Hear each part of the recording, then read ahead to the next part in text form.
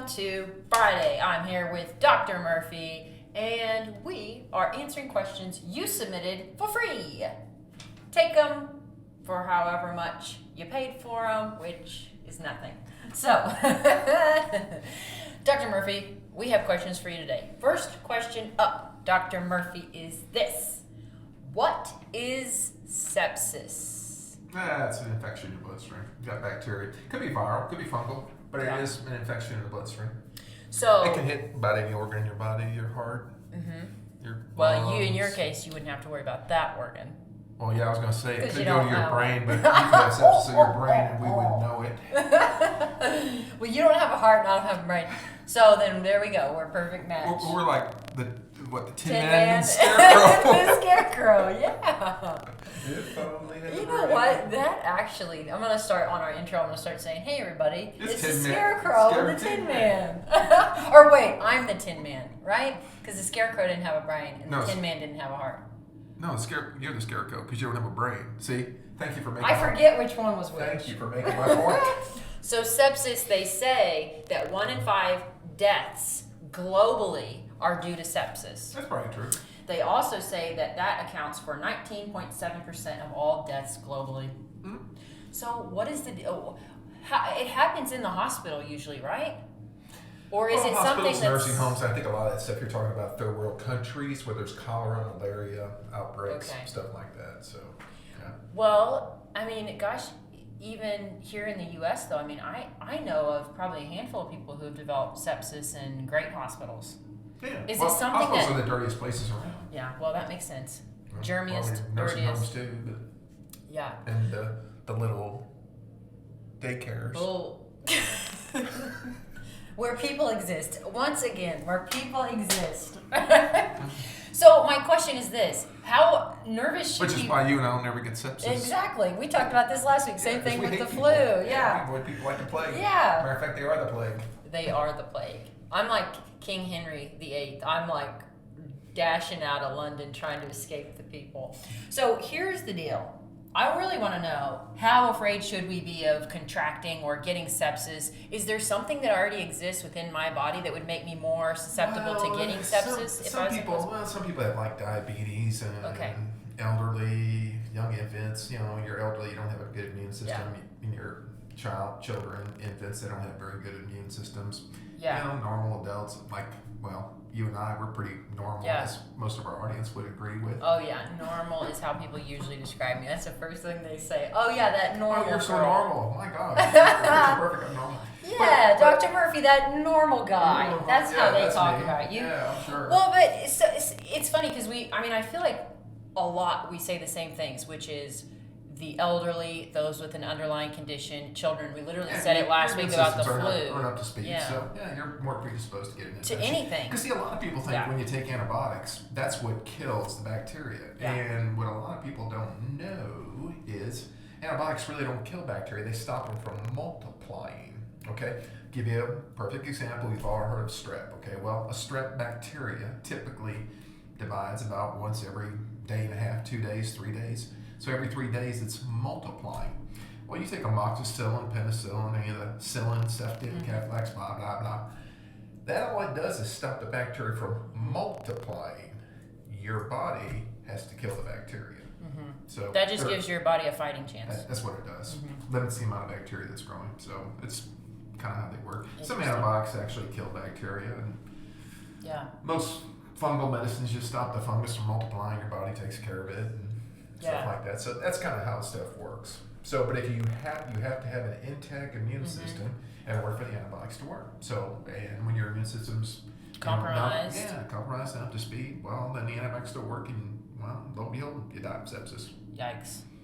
And sepsis is pretty intense, correct? Well, yeah. I mean, it multiplies fast. Well, yeah, but some organisms are worse than others. Yeah. I mean, some bacteria are much more what they call virulent, which means they can multiply and kill you quicker than others. So it really depends on the time. Okay. I'm going to ask you this next question. I think we could do it pretty quick. They are saying now that there are an unusually high number of infants and children being admitted to hospitals with RSV. Should we be real worried about RSV? Is it any different this year than it is before? Why are they being admitted at such unusually high numbers? And maybe just in general, what is RSV? Respiratory syncytial virus. It's just a virus that all children get. You and I, we're kind of immune to it, so we don't really get it. You know, everybody gets it from time to time, but we might get it, and it just might be a head cold to us. But children, where their problem is, their airways are not developed. I mean, this is kind of interesting because you and I have normal tracheas, which is our windpipe that goes down. Well, it's a straight pipe, okay? So when you cough and you breathe, you can actually get things up. Children and infants, their tracheas are actually shaped like a V. So when they try to cough something up, it loses wind resistance, air resistance, and falls back down. So children can't cough anything up. So when they get congestion in their chest, the only thing you can do is dry it up. So they have a much harder time with not only RSV, but just head colds and sinus problems and stuff. So it's pretty tough on them. So, you know, why there's more children getting admitted because of RSV. It's not because the RSV virus is more virulent. It's not, okay? It's just just one of those things. Yeah. Well, and just just as a question, because there's a lot more, I guess, upper respiratory conditions that are going around lately, infections, etc. Could that also be leading to it? Does that make any sense? Not There's really. just a lot more going on, not necessarily. No, not really. It just is just happening for not necessarily any reason. Just random luck. Okay. So, well, then there's that. So you can't really do anything to protect against it. It's just kids are more, or children are more. Just do what we do. Yeah. Avoid people like the plague. Well, the kids can't help it. These kids are getting dragged all over the place. That's going to get them exposed. So it could just be really anything. Yeah. Okay. So there's not a whole lot necessarily you can do. Nothing. Yeah. Except other than do what we take do. them to the hospital when they do. Yeah, At what point do you take them to the hospital? Pretty quickly? Or do you know? The problem with children and even adults with breathing, okay, is not that it's their lungs lock up, okay? I mean, that doesn't happen, okay? Their airways really don't close. You become fatigued.